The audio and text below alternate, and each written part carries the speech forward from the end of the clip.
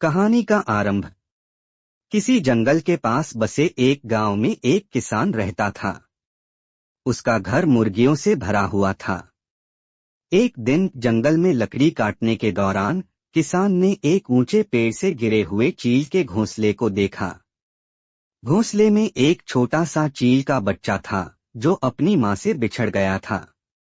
किसान ने दया दिखाते हुए उस बच्चे को अपने साथ घर ले आया। घर पहुंचकर उसने उस चील के बच्चे को अपनी मुर्गियों के साथ रख दिया। वह सोचने लगा कि अब यह चील का बच्चा भी बाकी मुर्गियों की तरह जीना सीख लेगा। उसने चील को मुर्गियों की तरह खाना देना शुरू किया और उसे उन्हीं के साथ दाना चुगने के लिए प्रेरित किया। धीरे धीरे चील का बच्चा बड़ा होने लगा, लेकिन उसने कभी अपने पंख फैलाने की कोशिश नहीं की। वह खुद को भी मुर्गी समझने लगा। मुर्गियों के साथ रहते हुए चील ने उनकी आदतें सीख लीं। वह उनके साथ दौड़ता, उनके साथ खाना खाता और उन्हीं की तरह जमीन पर रहना पसंद करता। उसने कभी यह सोचा ही नहीं कि वह उनसे अलग है। बाकी मुर्गियां भी उसे अपने जैसा मानती थीं। वक्त बीतता गया और वह चील का बच्चा अब बड़ा हो गया, लेकिन उसका जीवन बस वहीं तक सीमित था, मुर्गियों का दाना चुगना और जमीन पर रहना। उसने कभी आसमान की ओर नहीं देखा, नहीं यह सोचा कि वह वहां उड़ सकता है। एक दिन गांव में एक साधु आया। वह किसान के घर के पास से गुजर रहा था, तभी उसकी नजर चील पर पड़ी। साधु को हैरानी हुई। उसने किसान से पूछा, यह चील मुर्गियों के साथ क्या कर रही है? किसान हंसा और बोला, यह चील अब चील नहीं रही।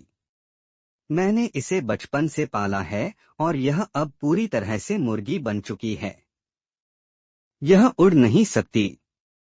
साधु को यह सुनकर अजीब लगा। उसने कहा, चील कभी अपनी पहचान नहीं भूल सकती।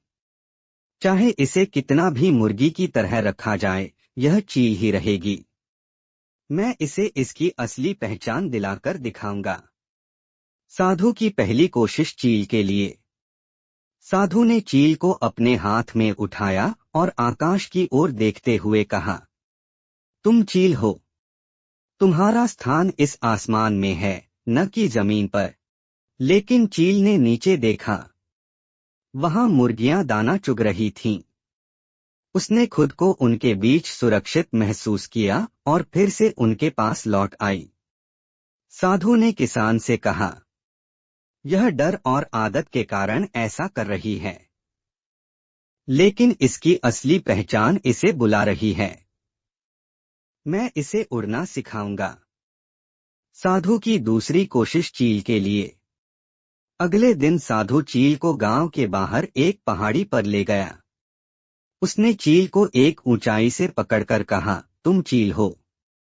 तुम्हारे पंख विशाल हैं और तुम्हें ऊंचा उड़ने के लिए बनाए गए हैं। डर को छोड़ो और अपनी पहचान को समझो। लेकिन चील ने फिर नीचे देखा। उसे पहाड़ी से नीचे मुर्गियों का झुंड दिखा। उसने खुद को फिर से एक मुर्गी मान लिया और वहां से भागकर वापस किसान के घर लौट आई। किसान ने साधु से कहा, देखा, यह चील अब मुर्गी बन चुकी है। इसे उड़ना कभी नहीं आएगा। साधु की अंतिम कोशिश चील के लिए। साधु ने हार नहीं मानी। उसने ठान लिया कि वह इस चील को उसकी असली पहचान दिलाकर रहेगा। अगले दिन वह चील को सूरज निकलने से पहले उठाकर गांव से बहुत दूर एक ऊंचे पहाड़ की चोटी पर ले गया। वहां कोई मुर्गियां नहीं थीं, कोई झुंड नहीं था, सिर्फ खुला आसमान और पहाड़ों का सौंदर्य था। साधु ने चील को सूरज की ओर मोड़ा और कहा, तुम चील हो। तुम्हारा स्थान इस विशाल आसमान में है। तुम्हारे पंख तुम्हें उड़ने के लिए बने हैं। अपनी पहचान को स्वीकार करो और उड़ो। चील ने पहली बार सूरज की रोशनी को महसूस किया। उसने अपने पंखों को फैलाया। हवा के झोंके ने उसके पंखों को झकझोरा और उसे अपनी ताकत का एहसास हुआ। साधु ने उसे हल्के से हवा में उछाल दिया। पहले तो चील थोड़ी डगमगाई, लेकिन फिर उसने अपने पंखों को फैलाया और उड़ान भर ली। वह हवा में ऊपर और ऊपर उठती चली गई। उसने पहली बार महसूस किया कि उसकी असली दुनिया आकाश में थी, न कि जमीन पर।